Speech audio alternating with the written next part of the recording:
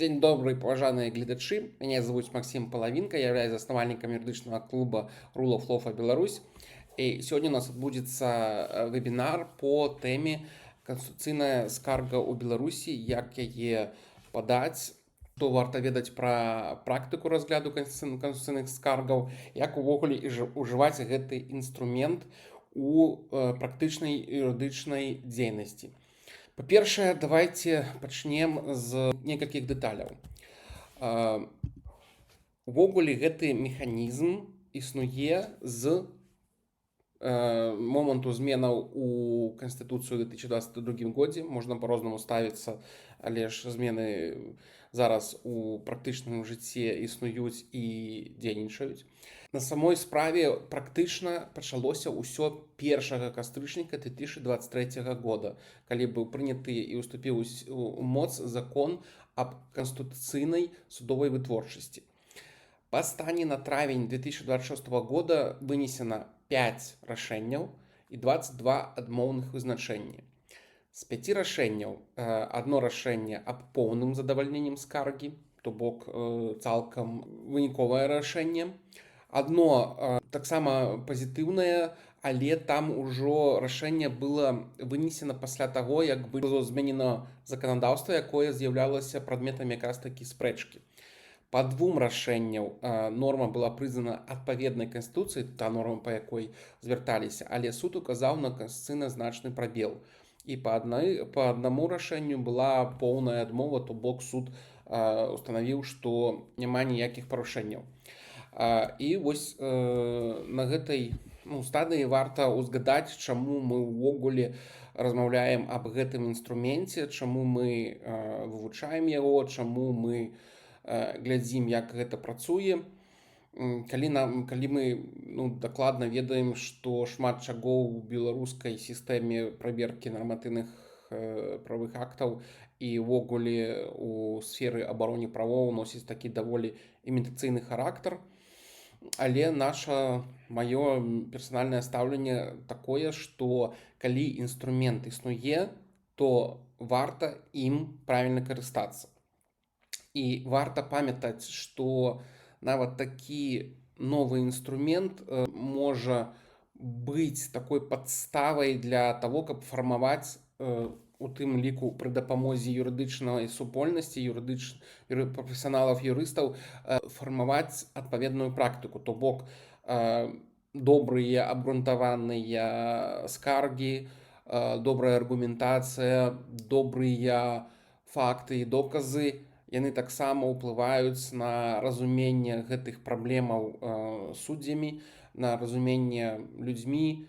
І ўвогуле, калі дзяржава упершыню ў Беларусі сказала, што зараз можна у межах легальнага трэку казаць аб неканстытуцыйным характары законаў, аб неканстытуцыйным характары тых ці іншых нормаў, то варта гэтым карыстацца, каб пачала з'яўляцца нават рыторыка аб тым, што законы могуць быць неканстытуцыйнымі, законы могуць парушаць канстытуцыйныя правы, законы могуць супярэчыць больш важным прынцыпам і больш важным нормам. Ідзём далей. Заўсёды нас спытваюць, заўсёды мне спытваюць, калі гэты суд нешта выносіць, то што далей адбываецца, то што адбываецца з выкананнем рашэнняў. Першае.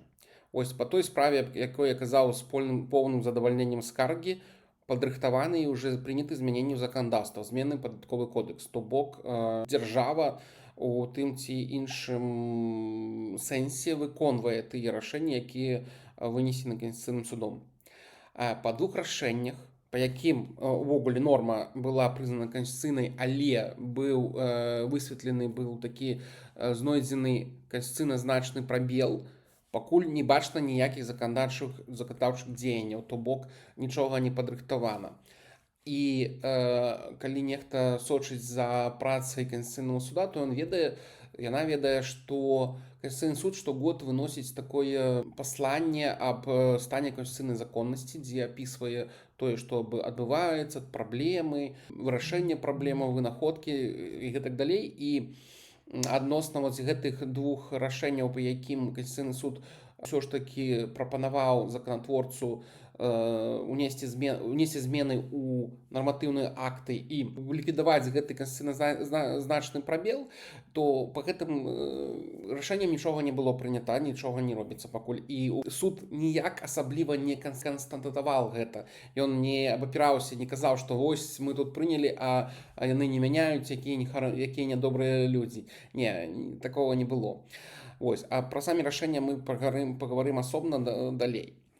Таксама нагадаю, што акрамя 5 рашэнняў суд вынес 22 адмоўных вызначэння, то есть вызначэння, у якіх ён канстатаваў адсутнасць канстытуцыйных праблемаў, адсутнасць права на зварот і гэтак далей.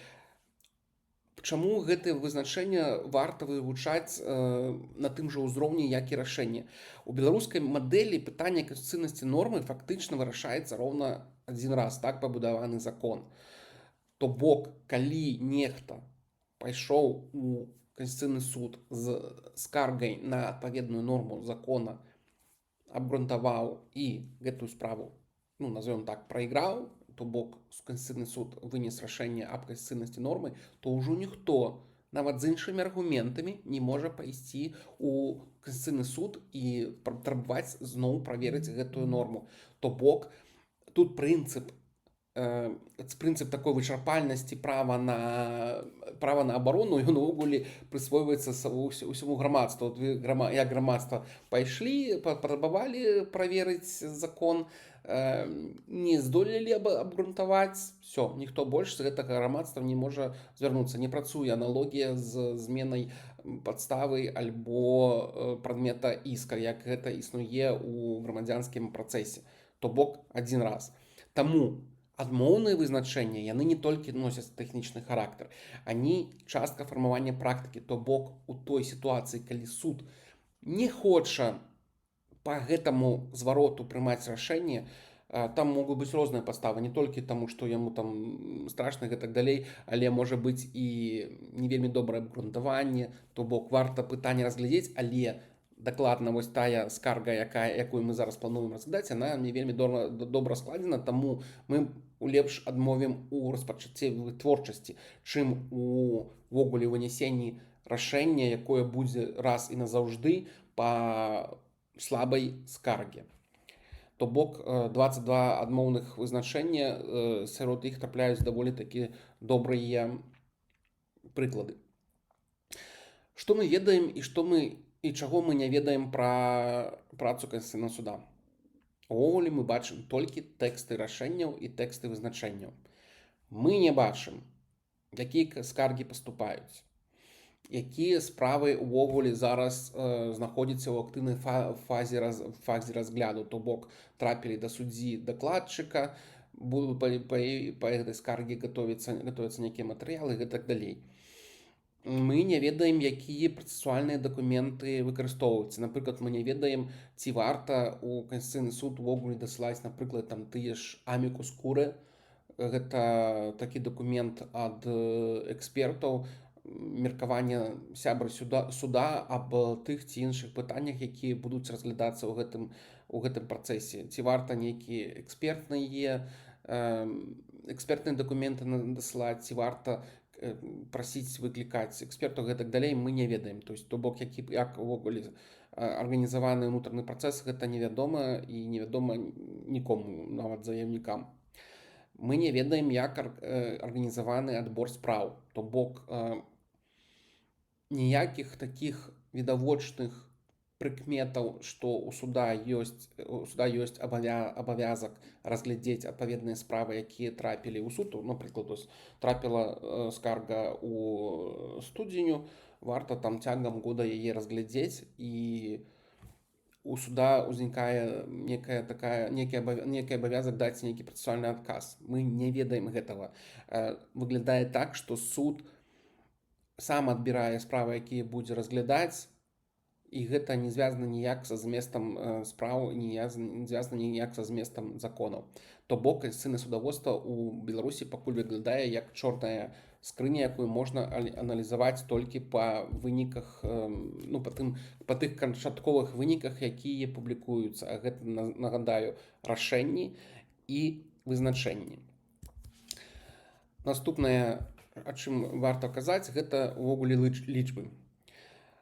У пасланні аб стане канстытуцыйнай законнасці, на якое спасылаўся, увогуле, калі ісці ў суд і знаёміцца з яго практыкай, варта чытаць гэты пасланне. Там таксама ёсць вельмі добрыя для ўзаемадзеяння судом такія часткі, думкі, меркаванні выказваюцца. Я не кажу, што яны ўсе добрыя, што вось все змянілася і зараз адліга і Канстытуцыйны суд навядзе парадак, але у тых межах магчымасцяў, якія ёсць, варта гэтымі магчымасцямі добра карыстацца.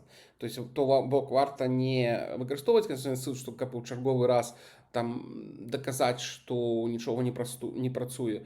Гэта таксама добрая справа, але ж калі мы кажам аб абароне правоў чалавека, абароне канстытуцыйных правоў, то варта разумець, што працуе, што не працуе. Для этого варта знаёміцца з дакументамі Канстытуцыйнага суда. То бок у пасланні аб стане канстытуцыйнай законнасці суд указаў, што за 2025 год поступила 70 канстытуцыйных скаргаў. У документах, у вінах прэс-службы Канстытуцыйнага суда за 2024 год фігуравалі такія лічбы, што яны атрымалі, Канстытуцыйны суд атрымаў больш за 500 зваротаў і крыху больш за 100 з іх маюць прыкметы канстытуцыйнай скаргі. То бок гэта не вельмі зразумела, што маецца на ўвазе прыкметы канстытуцыйнай скаргі, гэта ўжо скаргі ці не скаргі, але вось мы можам абапірацца дакладна на лічбу за 2025 год 70 канстытуцыйных скаргаў. Пры гэтым колькасць вынесеных актаў застаецца вельмі невялікай. Мы уже казалі, што гэта 5 рашэнняў і 22 вызначэння за амаль 2 гады працы. То бок першае вызначэнне выносілася, калі добра памятаю, у канцы 2024 года.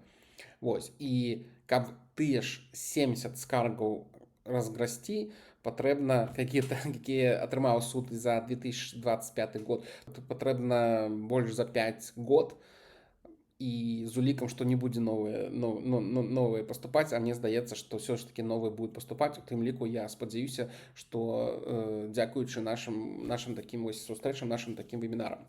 У параўнанні магу прывесці Канстытуцыйны суд Казахстана. Ён таксама быў перазапушчаны ў 2023 годзе, да гэтага гэта была канстытуцыйная камісія, здаецца. Вось у Казахстане выносіцца каля 12 рашэнняў у год. А ў Беларусі за гэты час было 5 рашэнняў, то есть за весь час. У них 12 у год, за той перыяд, які у нас мы разглядаем, гэта было 18 рашэнняў, у Беларусі 5. Гэта мала аб чым кажа, гэта хутчэй цікавы арыенцір для разумення таго, насколькі асцярожна беларускі Канстытуцыйны суд выкарыстоўвае механізм канстытуцыйнай скаргі. Цяпер давайте паразмаўляем аб увогуле працэдуры. Першае. Што менавіта можна абскаржваць Канстытуцыйны суд. Калі паглядзець на змест часткі вызначэнняў аб адмове ў распачацці вытворчасці, я маю на ўвазе тыя вызначэнні, аб якіх казаў, што суд не разглядае, а проста не знаходзіць падстаў для таго, каб распачаць вытворчасць, то практыка Канстытуцыйнага суда паказвае, што важна не толькі сам змест праблемы, то бок з праблемай можна шмат раз пагаджацца, што она існуе, але суд дзейнічае даволі такі фармальна. Якая норма прымянялася, у якім працэсе і якім чынам яна абскарджвалася. Канстытуцыйная скарга ў Беларусі вельмі жорстка прывязана да канкрэтнай нормы і да канкрэтнага трэка яе прымянення. Гэта такая вельмі важная і моцная думка. Увогуле, калі казаць аб тым, што можна абскарджваць, то няма ніякай рэчы аб тым, што Канстытуцыйны суд гэта выключна аб такіх, выкарыстаю гэта слова, высакалобых праблемах, дзе прафесара павінны ламаць головы і потым ідуць у Канстытуцыйны суд, каб Канстытуцыйны суд вырашыў гэтае пытанне. Не. У Канстытуцыйны суд трапляюць даволі такі жыццёвыя, даволі такі простыя, даволі такі не штучныя праблемы. Напрыклад, праблема, калі людзі атрымлівалі адміністрацыйнае пакаранне за тое, што пасля ДТП, пасля дарожна-транспартнага здарэння яны уцякалі і потым ужывалі алкаголь, і яны неслі адказнасць не толькі за ДТЗ, але і за самаўжыванне алкаголя пасля. І яны ішлі, ёсць вядома пра 3 скаргі аднолькавых па адной і той жа тэме, што вось гэтая норма, што ўжыванне алкаголя пасля ДТЗ не нясе такую вось адказнасць, як і увогуле, калі цябе затрымалі за стырном у стане алкагольнага ап'янення, ну то бок адказнасць за тое, што пасля, і адказнасць за дакладнае парушэнне, но яна аднолькавая. І людзі кажуць, што гэтае пасля яно увогуле парушае, яно дае неабаснованыя правы для міліцыянтаў гэта пасля расцягваць да любых памераў, да любых тэрмінаў. Суткі, гадзіна, 2-3, невядома. Быццам бы вырашае міліцыянт, і людзі ідуць і кажуць: Конституцыйны суд, калі ласка, зрабі так, каб было напісана, што такое пасля, колькі гэта. 1 гадзіна, 2 гадзіны, 3 гадзіны. Мы не верым, што міліцыянты добра карыстаюцца гэтай магчымасцю. Вось на вас такімі скаргамі ідуць Конституцыйны суд, і гэта такі добры паказчык, што варта звяртацца з вельмі рознымі пытаннямі Конституцыйны суд. Так вось, вяртаемся да таго, аб чым мы казалі, што менавіта можна абскарджваць. То бок, прывязана да канкрэтнай нормы і да канкрэтнага трэка яе прымянення. Прыклад, гэта вызначэнне о 15/2026 аб заліку ўжо адбытовага пазбаўлення права кіравання. Гэта адмоўнае вызначэнне, але я нагадаю, што мы разглядаем адмоўныя таксама як крыніцу разумення практыкі Конституцыйнага суда і крыніцу стаўлення Конституцыйнага суда да таго, з чым звяртаюцца заяўнікі. Справа была ў тым, што заяўнік быў пазбаўлены права кіравання транспартным сродкам на 3 гады. Пастанова двойчы адмянялась, там даволі такі доўгія тэрміны былі перагляду, і справа кожны раз накіроўвалася на новы разгляд. І выніку пакаранне засталося тым жа самым 3 гады. І заяўнік не згадзіўся з тым, што для яго 3 гады пачалі бегчы з таго моманту, калі было вынесена апошняе вызначэнне. У матэрыялах справы гэта не відна, але ж можна зрабіць, гэта не бачна, але ж можна зрабіць выснову, што хутчэй за ўсё справа ідзе аб тым, што ў яго забралі пасведчанне кіроўцы, і ён не мог кіраваць, пакуль гэта былі ўсе гэта ўсё абскарджванне, і чалавек прыходзіць і кажа: так я ж больш за год і так не ездзіў на гэтым аўтамабілі. Мой тэрмін будзе бегчы з гэтага моманта, а не з таго моманта, калі ў мяне забралі пасведчанне кіроўцы. Але заканадаўства не адказвае, ці павінен залічвацца ўжо адбыты тэрмін на пазбаўлення права кіравання. Конституцыйны суд у гэтай справе як зрабіў? Ён не стаў аналізаваць праблему па сутнасці, то есть ён ніякага аналізу не зрабіў, то бок ён жа мог там аналізаваць, што так, пакаранне мае такія мэты, вось увогуле парушыў, цярпі і гэтак далей.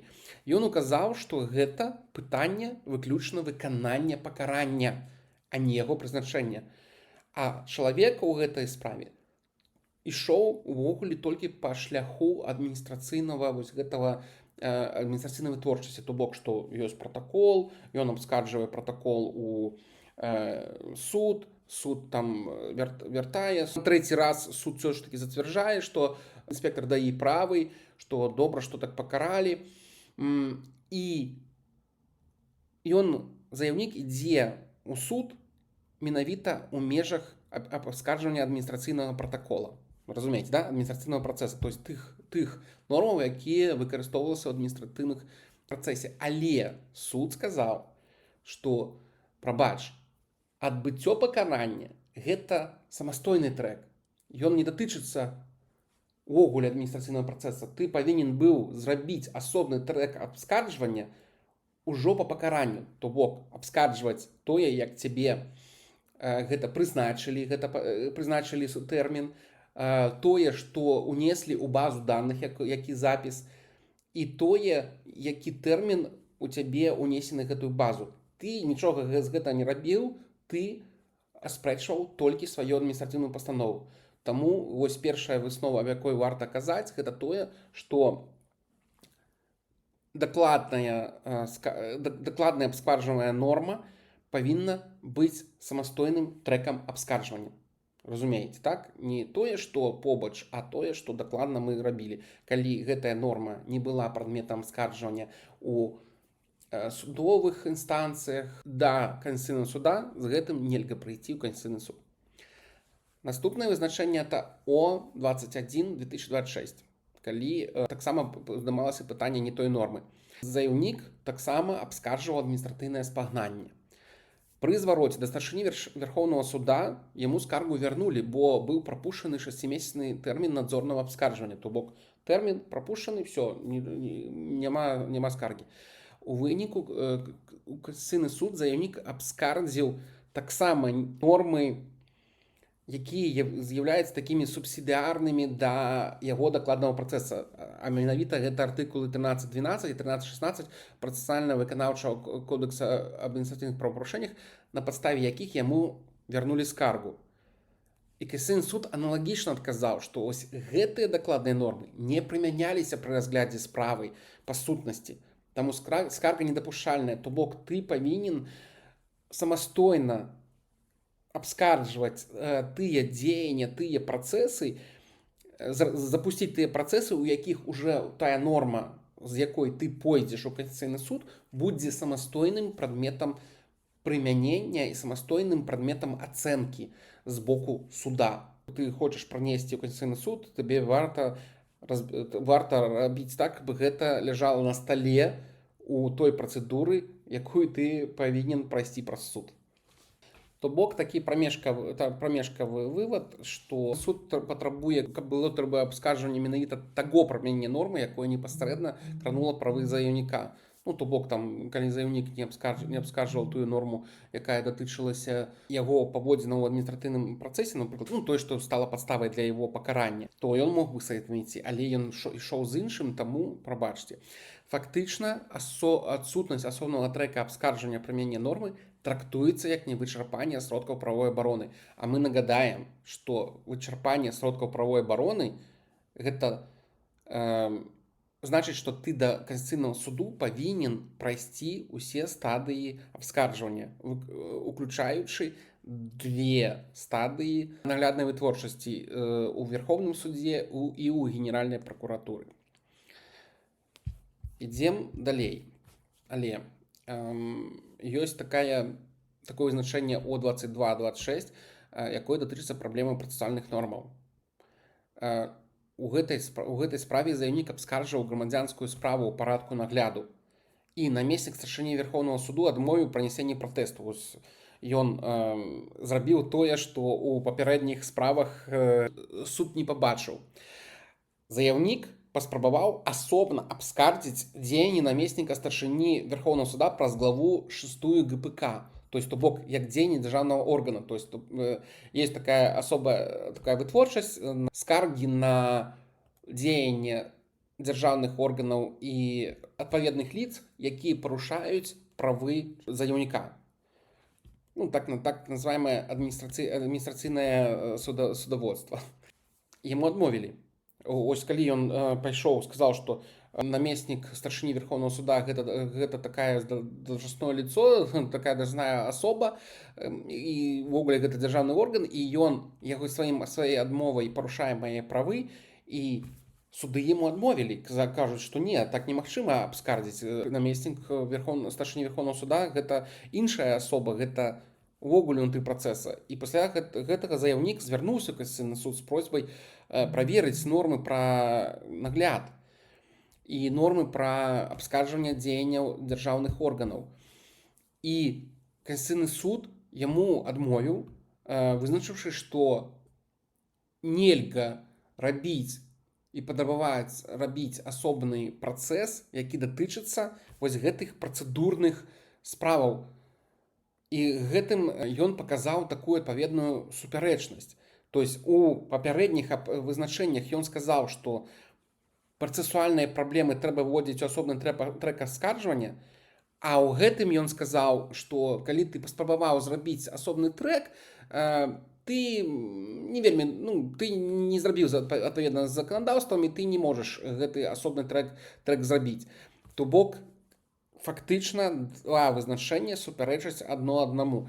Будзем назіраць, што будзе далей, ці ёсць сапраўды ў гэтым нейкая логіка, альбо Канстытуцыйны суд шукае любыя такія падставы, каб не разглядаць і ўвогуле пагаджацца з той логікай, з той сістэмай, якая вырашыла быць дзяржаўнай. Ідзем далей. Варта памятаць, што лічыць нормай закона. Фармальна закон аб канстытуцыйным судаводстве, канстытуцыйнай судовай творчасці дазваляе абскарджваць толькі законы, але ўжо зараз практыка выглядае шырэй. Напрыклад, у вызначэнні О17/2026 было фактычна абскарджванне указа номер 200 аб адміністратыўных працэдурах. Там грамадзяніну хацеў прызнаць жыллё непрыдатным для пражывання, атрымаў адмову, бо не прадставіў дадатковыя дакументы пра права на жыллё. Але фармальна ў Канстытуцыйны суд былі абскарджаны артыкулы закона аб асновах адміністрацыйных працэдур, хаця рэальная праблема была менавіта в указе 200. Там ось было даволі шырокі дазвол для дзяржаўных органаў пашыраць ліст дакументаў, якія патрабуюцца ад заяўніка. Ось, і гэта абскарджваў заяўнік. І Канстытуцыйны суд не выкарыстоўваў, хаця гэта адмоўнае вызначэнне, але ён не выкарыстоўваў логіку, што нельга абскарджваць указы, толькі законы. І гэта жа выснова пацвярджаецца ў рашэнні 1309/2025 аб тым, я больш падрабязней буду яшчэ пра гэта рашэнне распавядаць, але ўвогуле гэта адлюстроўвае, што Канстытуцыйны суд гатовы глядзець значна шырэй, чым на дакладныя нормы аб тым, што толькі законы. Там была справа аб тым, што маці непаўналетняга абскарджвала пастанову камісіі па справах непаўналетніх. Там суд першай інстанцыі прызнаў пастанову камісіі па справах непаўналетніх незаконнай і адмяніў яе. Але апеляцыйны суд спыніў вытворчасць, указаўшы, што заканадаўства не прадугледжвае судовае абскарджванне такіх пастаноў. Так сапраўды ў той час дзейнічала пастанова Савета міністраў, у адпаведнасці з якой абскарджванне рашэння КДН ідзе, камісіі па справах непаўналетніх, ідзе толькі ў той выканкам, які гэтую камісію стварыў. Ось. І, напамінаю, гэта ў пастанове Савета міністраў. І Канстытуцыйны суд фактычна разглядае у гэтай вытворчасці фактычна разглядае палажэнне Савета міністраў. Тым не менш, прадметам такого вялізнага рашэння былі нормы закона аб прафілактыкі злачынства непаўналетніх. Калі я не памыляюся, але такі закон, у якім гэтым законе указана на стварэнне камісій па справах непаўналетніх і указана на тое, што Савет міністраў будзе прымаць палажэнне аб іх працы. Такая была дзірачка выкарыстана аб тым, што заканатворца у законе не прадугледзеў механізм абскарджвання, не прадугледзеў, што Савет міністраў можа зрабіць іншы парадак судовага абскарджвання, чым праз суд. І таму менавіта закон у гэтай часткі з'яўляецца неканстытуцыйным, хаця закон увогуле там не разглядаўся. Разглядалася выключна пастанова Савета міністраў.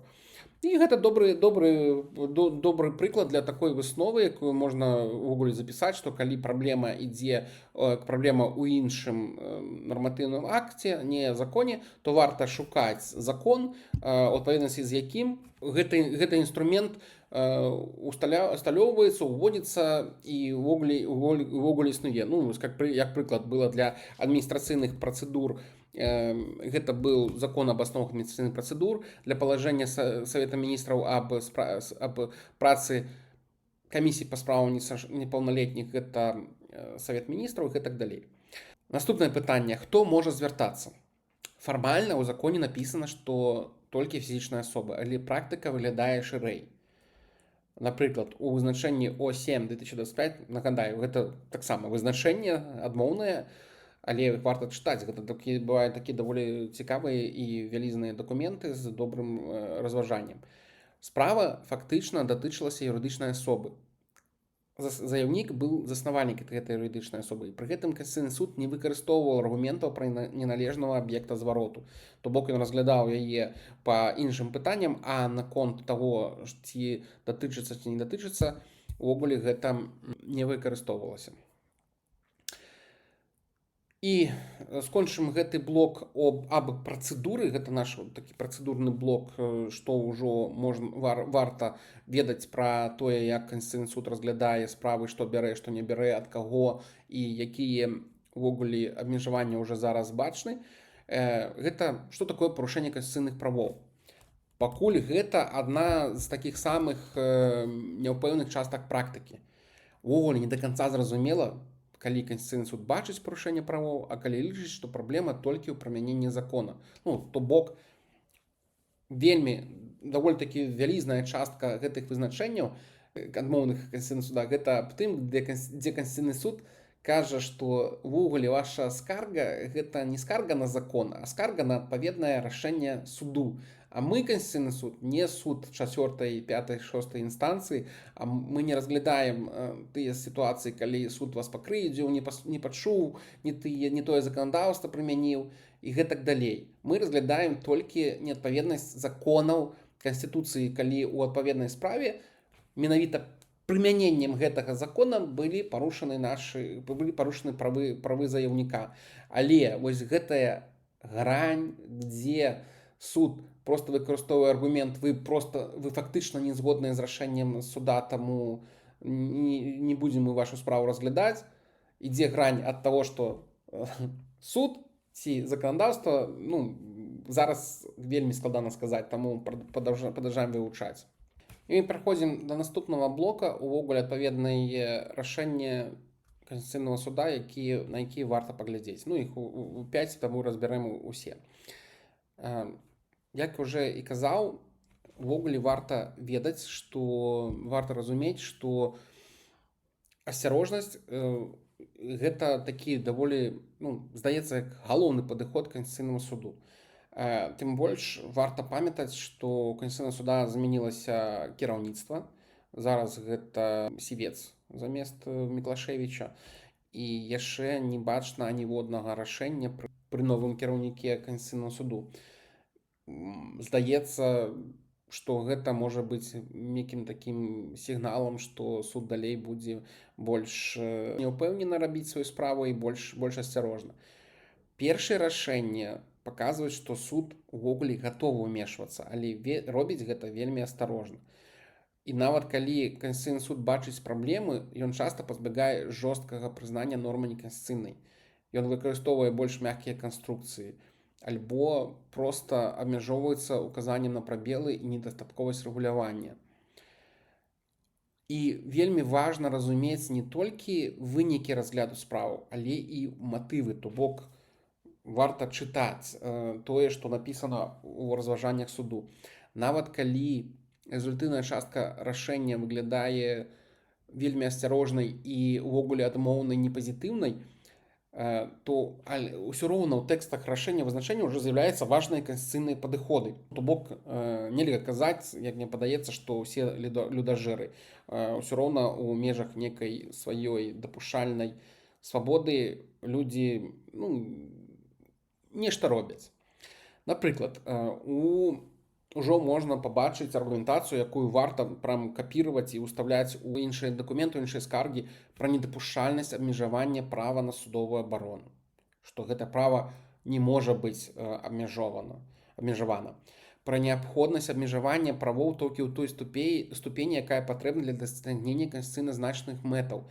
Я нагадаю, што ўвогуле беларуская канстытуцыя мае вось гэты такі сістэмны недахоп, што існуе артыкул 23 Канстытуцыі аб абмежаванні правоў, дзе напісана, што правы, якія замацаваны ў Канстытуцыі, могуць абмяжоўвацца і могуць абмяжоўвацца законамі.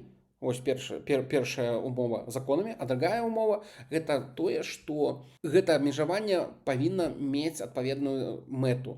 там нацыянальная бяспека, там, здаецца, 5-6 падстаў, але Канстытуцыя, чаго няма ў Канстытуцыі? Няма ў Канстытуцыі таго, што абмежаванне правоў павінна быць мінімальным для дасягнення гэтай мэты.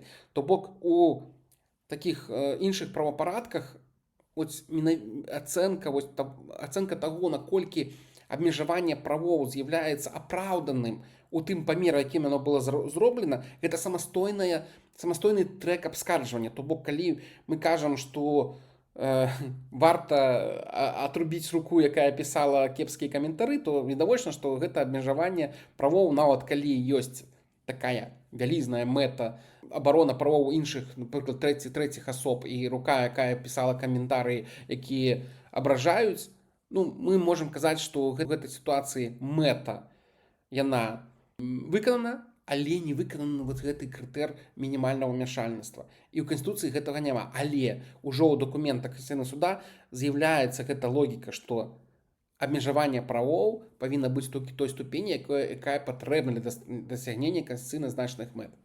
Таксама з'яўляецца шмат разважанняў пра прававую вызначанасць, што кожны павінен разумець і ведаць, якія будуць наступствы ў іх дзеянняў, і менавіта дзяржава нясе адказнасць за тое, каб прававая вызначанасць у нарматыўных актах існавала.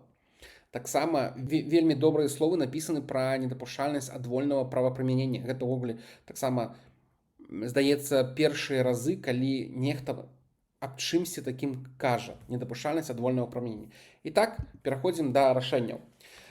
Першае рашэнне, якое мы закранем, гэта рашэнне, якое было менавіта зрабіла сваю справу нават да таго, як былі унесены змены ў заканадаўства. Рашэнне R1309/2025 права на судовую абарону. Я ўжо узгадваў яго. Маці непаўналетняга абскарджвала пастанову камісіі па справах непаўналетніх. Суд першай інстанцыі стаў на яе бок, апеляцыя спыніла вытворчасць, бо заканадаўства не прадугледжвала судовае абскарджванне такіх рашэнняў. Канстытуцыйны суд прызнаў і напісаў таксама даволі такі добрае абмеркаванне, і гэтае рашэнне, мне здаецца, можа шмат дзе выкарыстоўвацца, калі яшчэ не ўсе дзірачкі закрыў беларускі заканатворца заканадаўства, аб тым, што можна абскарджваць, што нельга абскарджваць. Канстытуцыйны суд прызнаў, што чалавек не можа быць пазбаўлены права на судовую праверку рашэння, якое закранае яго правы. То бок, калі ёсць некае рашэнне адміністрацыйнага органа, дзяржаўнага органа і так далей, якое закранае правы адпаведнага гэтага чалавека, канстытуцыйныя правы, нават любыя правы, але з канстытуцыйнымі лягчэй, то пазбаўленне права на судовую праверку гэта самастойнае парушэнне канстытуцыйнага права. То бок суд канстытуцыйны не павінен нават вывучаць, ці вось гэтае рашэнне, якім парушаліся права, закраналіся права адпаведнага чалавека, ці гэта рашэнне правільна прынята, ці неправільна. Адсутнасць механізма абскарджвання, яно з'яўляецца парушэннем. Да моманту разгляду справы ў Канстытуцыйным судзе былі унесены неабходныя змянення, як неабходныя, яны былі зменены ў пастанову Савета Міністраў. Але Канстытуцыйны суд усё роўна разглядзеў гэтую справу, і там ёсць некалькі такіх цікавых момантаў, хаця, канешне ж, рашэнне даволі такі асцярожнае. Суд увогуле не стаў казаць катэгарычна аб тым, што недапушчальна рабіць любыя абмежаванні права на судовую абарону. Ён толькі азначыў, што такое абмежаванне права было ўведзена падзаконным актам, хаця згодна з артыкулам 23 Канстытуцыі, які я ўжо узгадваў, абмежаванне правоў можа ўводзіць толькі законам. Разумееце, так? Што у вас тут пастанова, і вы тут абмежавалі, мы не будзем пісаць, што ўвогуле ніхто ніколі не можа абмежаваць права на судовую абарону, але мы напішам, што у гэтым выпадку не тым актам. Ось, і што зараз адбываецца, мы таксама будзем назіраць, таму што урад нават пайшоў у Канстытуцыйны суд, запытаў тлумачэнне гэтага рашэння. Мы яшчэ яго не вывучалі, але яно існуе. Тым не менш, з гэтага рашэння можна прыйсці да такой даволі-такі сур'ёзнай высновы, што Канстытуцыйны суд сур'ёзна ставіцца да права на судовае абскарджванне. То есть гэта такое права, якое Канстытуцыйны суд гатовы абараняць. Але вельмі важны такі дисклеймер. Канстытуцыйны суд увогуле лічыць гэтае права на канстытуцыйнае абскарджванне выкананым, калі проста існуе адпаведная працэдура. То бок ён не гатовы разглядаць, наколькі гэта працэдура працуе, наколькі у межах гэтай працэдуры ты сапраўды можаш абскардзіць кожны шаг, кожны крок, кожнае дзеянне. Таму што ёсць вызначэнне, аб ім падрабязна не буду казаць, але у адным з вызначэнняў, калі заявнік ён звяртаўся у парадку зваротаў грамадзян у адпаведны орган у частцы разглядзеў і нешта зрабіў, а ў частцы накіраваў у іншы орган па такой падведамственнасці. Але чалавек не згодны з тым, што гэтае пытанне было не першапачатковага органа і пайшоў у суд таксама абскарджваць гэтую адмову і гэтае перасланне па падведамственнасці. Але Канстытуцыйны суд у той справе сказаў, што прабачце, у вас ёсць працэдура і у вас ёсць у канцы права абскардзіць. Калі вось той уже новы орган нешта зробіць не так, вы можете абскардзіць. Але чалавеку было цікава вось гэтае абскарджванне, вось гэты пінг-понг зрабіць прадметам праверкі. Але суд сказаў, што прабачце, працэдура прагледжвае толькі канчатковы вынік абскарджваць. То бок суд не гатовы абмяркоўваць сутнасць гэтага права. Ён кажа, працэдура ёсць, жывіце ў гэтай працэдуры. І гэта адзін з найболь устойлівых падыходаў у сённяшняй практыцы Канстытуцыйнага суда. Тое вызначэнне, якое я ўзгадваў, яно не адзінае па гэтай працэдуры. Канстытуцыйны суд кажа, працэдура ёсць і давайце. Вяртаючыся да гэтага вызначэння, да гэтага рашэння, аб якім я казаў, варта разумець, што нават сам па сябе тут вырашыў справу, нават сам па сябе зварот. То есть само па сябе падняццё гэтага пытання на ўзровень Канстытуцыйнага суда ўжо зрабіў нейкі вывад, нейкі такі штуршок для того, каб праблема рашылася і адпаведныя змены былі ўнесены. Наступнае рашэнне гэта R1308/2025. Увогуле самае першае рашэнне вынесена па канстытуцыйнай скарге. Праблема якраз такі, чаму гэта вельмі цікава, таму што вось у ім быў даволі-такі добры аналіз вось якраз таго, аб чым я казаў, адвольнага правапрымянення з боку дзяржаўнага органа. Некалькі адміністратыўных спраў разглядалася, то есть чалавек здзейсніў некалькі дзеянняў, некалькі такіх адміністратыўных правапарушэнняў. Гэта датычылася таксама кіравання транспартам у нецвярозым стане, стварэння ДТП, пакіданне месца ДТП і гэтак далей. Ось. І ў дачыненні да чалавека разглядалася некалькі спраў у адміністратыўных правапарушэннях. У КАП, Кодексе адміністратыўных правапарушэннях, ёсць норма, згодна з якой пры адначасовым разглядзе адміністратыўных спраў у адной вытворчасці усталёўваецца некая столя пакаранняў, якая павінна выконвацца. То бок нельга больш за адпаведны тэрмін пазбавіць больш чым на адпаведны тэрмін права кіравання транспартнымі сродкамі і таксама нельга больш за адпаведны памер штрафа назначыць. Але у гэтай адпаведнай справе кіраўнік ДАІ разгледзеў усе пратаколы, там 3 пратакола былі, 3 пратакола паасобку, па ўсім прызначыў па верхняй планкі пакарання і зразумела, што сума гэтых пакаранняў была больш за тыя столі, якія абазначаны ў артыкулу 7.4 Кодекса адміністратыўных правапарушэннях. І гэта была такая добрая справа. Але Канстытуцыйны суд тут ось наконт такого асярожнага падыхода. Першае, мне здаецца, Канстытуцыйны суд не прызнаў нормы неканстытуцыйнымі. То бок он прызнаў ўсё канстытуцыйна, ўсё добра. Але суд указаў на існаванне канстытуцыйна значнага прабела. То есть, то бок вот это рэгуляванне не стварае прававую вызначанасць і справядлівасць. Немагчыма сітуацыя, калі прымянення ці непрымянення гэтай вось столі пакаранняў залежыць ад суб'ектыўнага выканання сваіх абавязкаў адпаведным дзяржаўным органам. То бок суд іншымі словамі сказаў, што дзяржаўны орган не мае суб'ектыўных праў вырашаць, ось я буду тут аб'ядноўваць ці не буду аб'ядноўваць. Суд кажа, у цябе ёсць абавязак прымяніць верхнюю столю. І гэта у адпаведнай меры, у адпаведнай часткі гэта з'яўляецца гарантыяй адпаведных правоў чалавека, які здзейсніў некалькі правапарушэнняў, якія ствараюць ідэальную сукупнасць правапарушэнняў. І не табе, паважаны міліцыянт, вырашаць, ці будзе гэтая умоўная гарантыя прымяняцца, ці не будзе. У цябе ёсць абавязак, і ты павінен ім кіравацца. І гэта такі пытанне. Суд мог разглядзець і гэта сказаць, што гэта некасцыйна. Мне здаецца, што суд не гатовы быў вяртаць правы і рабіць пасведчанне кіроўцы чалавеку, які ўвогуле сапраўды быў нецвярозы за стырном. Разумееце? То есть суд не можа быць там аглядваўся, мне падаецца, так што суд можа быць аглядваўся на тое, як глядзець на тое, што ён вярнуў пасведчанне кіроўцы камусьці толькі потому, што там вось нейкія працэсуальныя нормы не былі выкананыя.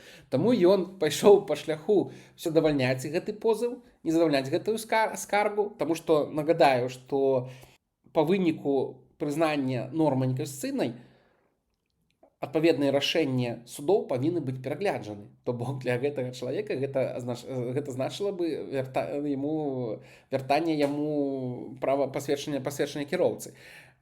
Суд не гатовы быў ствараць сябе такую рэпутацыю, але прызнаў, што ёсць нейкі такі прабел. І суд фактычна прапанаваў да зменаў у адпаведны кодэкс кіравацца прынцыпамі справядлівасці і вось такі намёк, што назначайце пакаранне не больш, чым за тая норма, якая прадугледжвае пакаранне пры адначасовым разглядзе, нават калі вы адначасова не разглядваеце. Это увогуле добра паказвае такую агульную асцярожнасць Канстытуцыйнага суда. Он, бачыўшы праблему, не пайшоў да высновы. Ён выкарыстаў больш мяккую канструкцыю канстытуцыйна значнага прабелу. І фактычна прапанаваў такое часовае правапрымяняльнае рашэнне. Пры гэтым варта прызнаць, гэта тое рашэнне, якое увогуле усяліла мяне аптымізм, які, канешне ж, быў часткова разбураны наступнымі рашэннямі і вызначэннямі, але гэта быў такі прачалавечы, чым большая частка наступных рашэнняў дакумент, які увогуле глядзеў на чалавека, і ўвогуле глядзеў на не праз прызму, парушыў, нясе адказнасць. Такі падыход сустракаўся не адном і не ў двух адміністрацыйных, не ў двух касацыйных абскарджваннях, дзе суд кажа, прабачце, калі парушылі, будьце гатовы страдаць, будьце гатовы цярпець. Вось. А тут ён пайшоў па іншаму пуці. Наступная справа гэта самая такая пазітыўная станоўчае рашэнне суда, гэта такая так імянуемая грыбная справа. Тут варта паглыбіцца ў тэматыку.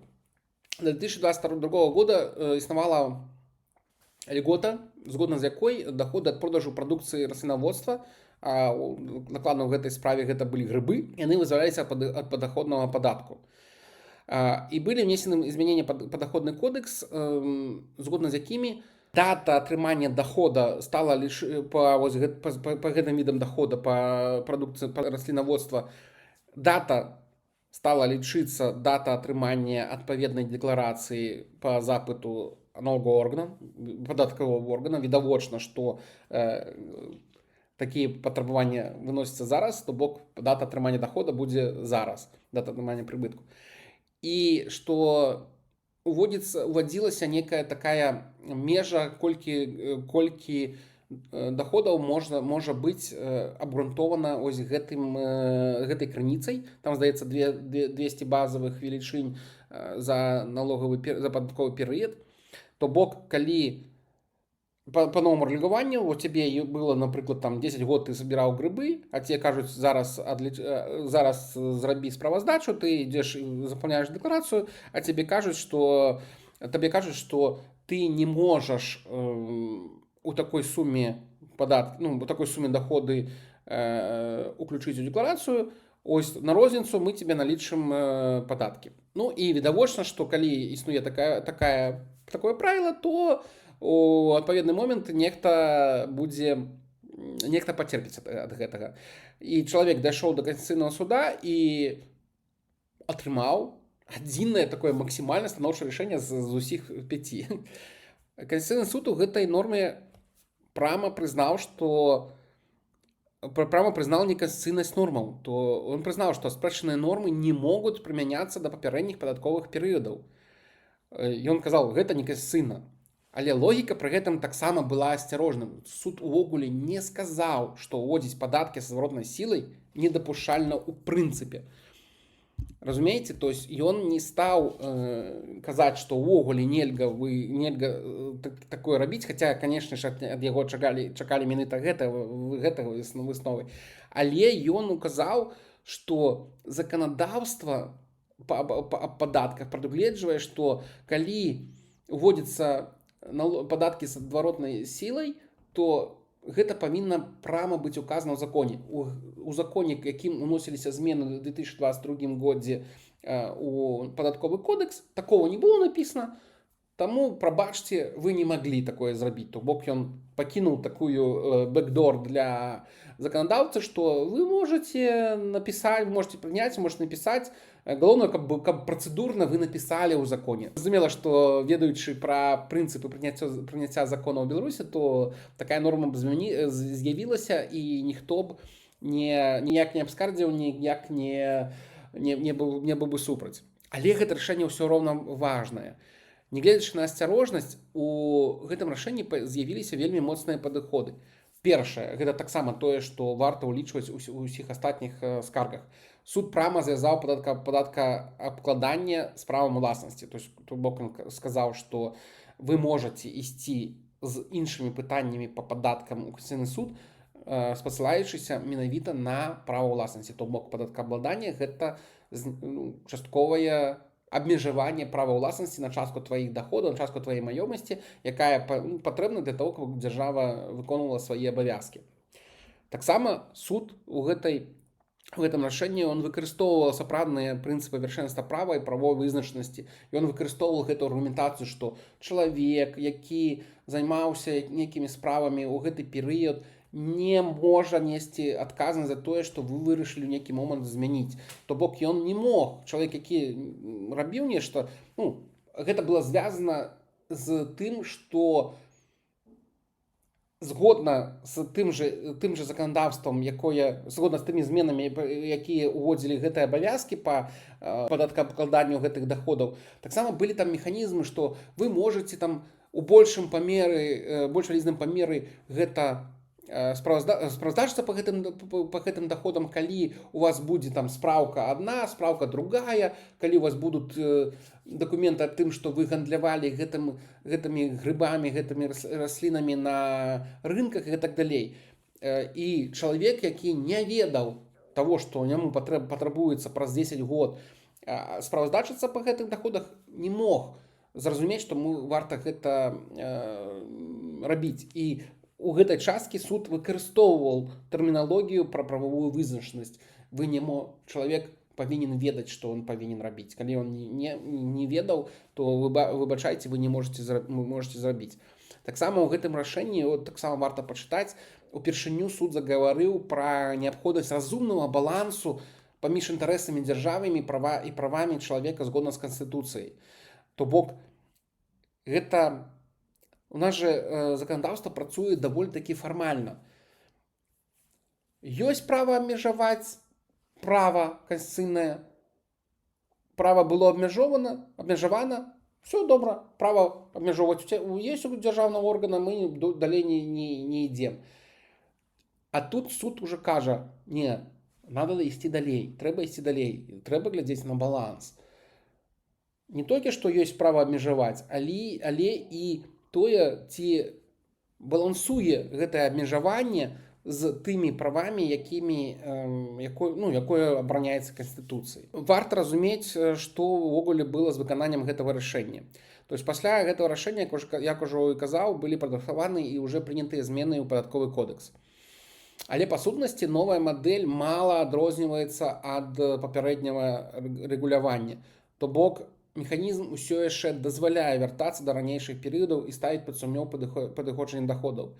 Ну, асноўнае адрозненне, што грамадзянін атрымаў больш магчымасцяў пацвярджаць рэальнасць атрымання гэтых даходаў і абараняцца да налічэння падаткаў. Ну, то бок, это ўвогуле такая таксама рыса беларускага такого заканадаўства. Мы тут вам зробім нешта абмяжуем, але дадзім некую такую падачку, чтобы каб было спакайней. Так было законам адвакатуры ў 2014 годзе. Мы тут зробім адпаведна падвысім правы Мін'юст па кіраванню адвакатуры, але дазволім рабіць адвакацкія бюро і працаваць індывідуальна. Ну, усе мы ведаем, чым скончваецца, калі пад сцягам паблажак робіцца некія абмежаванні, а паблажках забываюць, але абмежаванні працуюць добра. Наступнае рашэнне – гэта маё любімае рашэнне, сапраўды любімае рашэнне, таму што яно не мае, у ім няма дзяржаўнай зацікаўленасці. Гэта сапраўды рашэнне, дзе сутыкаліся інтарэсы фізічных асоб. Гэта рашэнне R1310/2025. Справа даволі-такі проста, як здаецца. Заяўніца атрымала кватэру ў спадчыну, але яна не магла ею карыстацца, бо ў кватэры працягвала пражываць, была прапісана сястра спадчынадаўцы, то бок сястра таго, хто памёр. І жанчына пайшла з іскам у суд аб высяленні. І суды адмовілі высяленне, бо ў нас ёсць норма, што змена уласніка жылля не ўплывае на жыллёвыя правы тых, хто ў гэтым жыллі пражываў. І гэта варта, мне падаецца, разумець, што гэта частка такого сацыяльнага кантракту, дзе дзяржава кажа, што мы будзем рэгуляваць жыллёвыя адносіны так, што яны зберагаюцца ў любым выпадку. І жанчына пайшла ў Конституцыйны суд прасіць прызнаць нормы аб тым, што не змяняюцца гэтыя жыллёвыя правы, што застаецца права пражываць нават пасля змены уласніка. І Конституцыйны суд, вось зараз уважліва, ён прызнаў гэту норму адпаведнай Канстытуцыі. То бок, што ты прыватны ўладальнік жылля, ты атрымліваеш жыллё, там у спадчыну купляеш тут хутчэй. Зразумела, што гэта ў дамовах пішацца там ці з правам пражывання, ці без права пражывання, ці ў нейкі перыяд павінен выселіцца і гэтак далей. Але у прыкладзе такого універсальнага правапрадпрыемственнасці, універсальнай правапрыемственнасці сапраўды такая дамова не заключаецца, і дзяржава кажа, што будзеш пражываць, там, не ведаю, там інтэрнат прадалі адзін аднаму, і ўсе там будуць пражываць. Але у гэтай справе ўсё было вельмі такі абцяжарана абставінамі. Заяўніца была маццю сына з інваліднасцю. І яна прыйшла ў суд у тым ліку з аргументацыяй, што прабачце, чаму я і мой сын з інваліднасцю павінны цярпець, павінны мець менш правоў, калі мы уласнікі, але мы маем менш правоў карыстання, чым сястра спадчынадаўцы, якая, тут не будем зараз паглыбляцца там ні ў асобу, гэта ўвогуле справа, гэта ж не пра асобы, права ж гэта пра прынцыпы. Вось. І, канешне, вельмі цікава было паглядзець, як суд будзе вырашаць праблему там, дзе сутыкнуліся такія розныя інтарэсы, і гэта інтарэсы сапраўды такіх прыватных бакоў гэтай спрэчкі. Калі выключыць з гэтай справы абставіны заяўніцы, што яна з'яўляецца маці сына з інваліднасцю, то вельмі даволі-такі складана вырашыць, якое было б рашэнне, таму што што зрабіў суд у гэтай справе.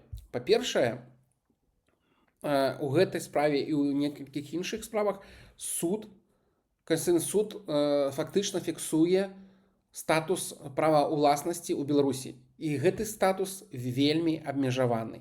То бок суд не гатовы казаць аб абсалютным характары ўласнасці. Ён кажа, што ўласнасць можа абмяжоўвацца і падставы для такого абмежавання могуць быць вельмі шырокія. Суд даволі-такі адкрыта сказаў, што жыллёвыя правы могуць мець прыярытэты над правам уласнасці.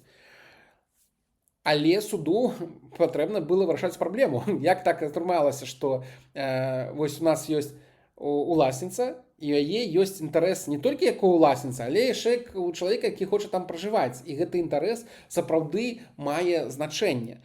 І вось толькі тады, калі з'явіўся гэты інтарэс, Канстытуцыйны суд пачаў разважаць, што нешта не так, нешта недобра. То есть адна сітуацыя, калі там жирныя каты банкіры нейкім чынам спрабуюць пазбаўляць там чалавека, які ўсё жыццё аддаў там прадпрыемству і гэтак далей, а другая справа, калі ёсць у нас людзі, у якіх ёсць абставіны. Такое рашэнне вынес суд. Суд у гэтай справе прызнаў нормы канстытуцыйнымі.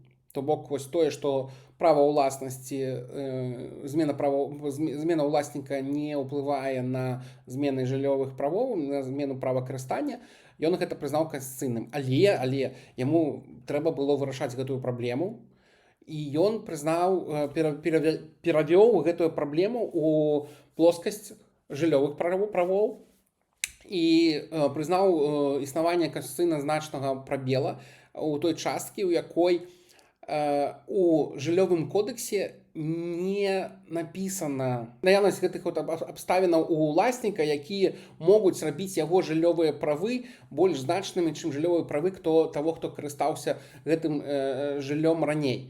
Там увогуле такая канструкцыя, што ў грамадзянскім кодексе напісана, што не ўплывае, калі іншае не усталявана жыллёвым заканадаўствам, а жыллёвым заканадаўстве іншага няма, і Канстытуцыйны суд прапанаваў зрабіць вось гэтае іншае, якое магло б улічваць менавіта вось гэта сутыкненне жыллёвых правоў. Разумееце, так? То бок суд не стаў вырашаць гэтую сітуацыю ў межах уласнасці, ён сказаў, што уласнасць можа абмяжоўвацца, і ўсё. І ўсё. Нас далей уласнасць нас не цікавіць, і уласнасць не з'яўляецца нейкім такім абараняемым інтарэсам у Беларусі. Але прызнаў, што варта ў межах жыллёвага заканадаўства вырашаць гэтую праблему. Калі у нас ёсць тыя людзі з адным узроўнем такіх прыцязанняў на жыллё і з іншым уровнем, што варта пры змене уласніка нейкім чынам вырашаць гэта пытанне. Вось. На жаль, суд увогуле не пайшоў у разважанне наконт суразмернасці абмежавання права ўласнасці, увогуле не стаў разбіраць, існавалі менш абмежавальныя механізмы. Калегі вось гэтую справу разбіралі, і ёсць такая прапанова, напрыклад, што гэтая дамова найма, яна з'яўляецца такім спадчынай такого сацыялістычнага перыяда, калі чалавек можа жыць і не па камерцыйным коштам. То бок, калі там, напрыклад, чалавек усяляецца як частка сям'і уласніка, то гэта нешта аб фідуцыярных адносінах. Калі на ўзроўні даверу чалавек кажа, можа жыць, і ўсё, гэта сям'я. І сапраўды правы чалавека, які пражывае, не павінны ўплываць на гэтыя правы, не павінны ўплываць, напрыклад, настрой таго, хто дазволіў жыць. Гэта ўсё, гэта дамова, ўсё, яна абаронена. Але калі змяняўся ўласнік, то новы ўласнік відавочна ўжо не звязаны фідуцыярнымі адносінамі з тым, хто пражывае. Ён не дазваляў, яна не дазваляла, яна не мае ніякіх там ні маральных абавязкаў, ні гэтак далей. І варта, на погляд калег, варта пераносіць пераводзіць гэтую справу з статусу фідуцыарных, калі вось дазволілі і ўсё, няма ніякіх падстаў там не плаціць, у плоскасць камерцыйных, то бок хоча жыць, заключаць дамову камерцыйнага найму жылля. А калі ёсць спрэчка аб памеры, напрыклад, гэтай платы, то вось якраз такі для гэтага існуе суд. Калі не можете дамовіцца, все, ідём у суд, разглядаем. Але гэта, на наш погляд, на мой погляд, на погляд моих коллег, не может быть абсолютным таким правом, что ничего не меняется. Это, конечно, частка того контракта социального, який мае беларуская держава з людьми, что мы вам уласнасць не абараняем, але мы абараняем ваши социальные правы, например, право на жыллё. Але ж вось гэта існуе. І апошняе рашэнне, аб якім я сёння распаведу, гэта рашэнне R1311 2025 года. Нагадаю, што все рашэнні 2025 года, 2026 яшчэ не было рашэнняў. Гэта датычыцца індэксацыі крэдыту і непацверджаных доходаў. Там сітуацыя вельмі складаная. Я нагадаю, што мы бачым толькі рашэнне судоў, рашэнне Конституционного суда. Таму аб усіх абставінах мы можам ведаць толькі з таго, што напісана ў рашэнні. І відавочна, што рашэнні пішуцца ў той форме, у тым ліку, каб, здаецца, больш моцна выглядала пазіцыя суду яго рашэння. Гэта сапраўды адмоўнае рашэнне, таму можа быць нейкія абставіны апісаны не так, як яны ёсць на самой справе, як чтобы каб рашэнне выглядала больш абгрунтаваным. Так вось, заяўніца ўвяла ў эксплуатацыю жылы дом. І пры гэтым яна карысталася крэдытнымі сродкамі, якія былі атрыманы даволі-такі даўно. І падатковы орган параўнаў ацэначны кошт дома, то есть, яна выводзіцца ў эксплуатацыю, там ёсць нейкі ацэначны кошт, там розныя працэдуры. І параўнаў гэта з пацверджанымі доходамі заяўніцы. І кажа, што частка сродкаў не мае пацверджанай крыніцы паходжання, таму вось заплаціце падатак з гэтай розніцы. Але заяўніца вось не пагадзілася, яна сцвярджала, што пры ацэнцы яе доходаў, доходы ў памеры кошту дома, які быў уведзен у эксплуатацыю. То бок ніхто яе за руку не злавіў, што яе атрымліваў заробак у канверце гэтак далей. Яна просто атрымала доход у выглядзе кошту гэтага дома. І яна кажа, што пры ацэнкі гэтых доходаў павінна ўлічвацца індэксацыя крэдытных сродкаў. Разумееце, што тое, што она атрымала, там датычылася 2011 года, памятаеце, какая там была інфляцыя ў Беларусі з 11 по 14 год. Ось, паміж атрыманнем крэдыту і вводам дома ў эксплуатацыю прайшоў значны час, і за гэты час змянілася вартасць грошай. І без індэксацыі ўзнікала такая штучная розніца паміж ацэначным коштам дома і пацверджанымі доходамі. Ось. Але Конституцыйны суд прызнаў аспрэчаную норму канстытуцыйнай. То есть, ён, памятаеце, калі я распавядаў пра грыбы і доходы, то я казаў, што адзіным вынікам напрыканцы стала тое, што стала больш механізмаў пацвердзіць доход, атрыманы ад раслінаводства, збору грыбоў, ягад і гэтак далей. І тут логіка суда была роўна тая же. У законодательстве уже існуе дастаткова механізмаў, каб чалавек мог пацвердзіць свае доходы і рэальныя выдаткі. То есть фактычна логіка Конституцыйнага суда выглядае так, што праблема не ў самой канструкцыі разліку, якую зрабіў орган, а у тым, як чалавек скарыстаўся сваімі магчымасцямі. То бок, аспрэчыў, не аспрэчыў кошт гэтага дома, зрабіў, не зрабіў нейкія разлікі і гэтак далей. То есть суд не стаў вырашаць, што не так, просто сказаў, што хапае. І не аналізаваў, хапае, не хапае, дакладна гэта пад выпадак заяўніцы і гэтак далей. Гэта такое самае прадзяржаўнае рашэнне Конституцыйнага суда, і, здаецца, на гэты момант гэта апошняе рашэнне, якое мы бачым, якое мы атрымалі. Суд вельмі шырока апісаў важнасць падаткаў для дзяржавы. То есть ён прямо такими мазками, что податки потребны, поэтому держава все робіць. Суд падкрэсліў публічны характар падатковага абавязку. Суд падкрэсліў шырокія паўнамоцтвы дзяржавы ў сферы падатковага кантролю. Але зусім не аналізаваў, ці быў механізм справядлівы. Палез у саму канструкцыю. То есть ён казаў на пытанне, ці можа ацэначны кошт дома ствараць штучную падатковую розніцу. Ён гэта нічога не зрабіл. Крыху падсуміруем. Нагадаю, што не ўсе адмоўныя вызначэнні Канстытуцыйнага суда тэхнічныя або малазначныя. Варта акрамя рашэнняў разбіраць і вызначэнні. Калегі добра апісалі амаль усе вызначэнні, якія выносіліся. Канешне, там ёсць і на одну старонку вызначэнні, якія можна пісаць з тэрмінамі «Нам ужо надаела вам адказваць праз сакратарыят, зараз вось трымайце вызначэнне». Але ёсць і сапраўды тыя, якія варта аналізаваць, тому што частка з іх закранае вельмі сур'ёзныя праблемы, добра паказвае межы гатоўнасці Канстытуцыйнага суду, добра дазваляе разумець логіку суду. Цалкам, вяртаючыся да пачатку, чаму мы гэта робім, чаму варта гэта вывучаць, нам падаецца вельмі важна ўсё ж такі ствараць добрую практыку, разумець, як гэты інструмент працуе і ісці у Канстытуцыйны суд сапраўды добрымі справамі, з добрай аргументацыяй, каб было, каб фарміравалася практыка. Калі будуць глупыя запыты, дзе суд разглядаецца як чацвёртая інстанцыя, ідзе проста ідзе гаворка пра тое, што ай-яй-яй, нас пакрыўдзіў суд і вось тут нас не пачуў і доказы не прыняў, то, канешне, і практыка адпаведная будзе. Калі суду будзе патрэбна, мусіць суд адказваць на добрыя аргументы і добрыя справы, і добрыя праблемы, то, канешне, будзе і іншая практыка фармавацца. Мы зусім не наіўныя, што нешта гэта зменіць, але калі казаць аб механізмах абароны правоў, гэты механізм існуе і варта ім карыстацца добра. На гэтым я скончую. Дзякуй вялізны. Пішыце нам, калі у вас ёсць пытанні, мы будзем рады разглядзець і даць любую кансультацыю па канстытуцыйнаму судаводству. Дзякуй.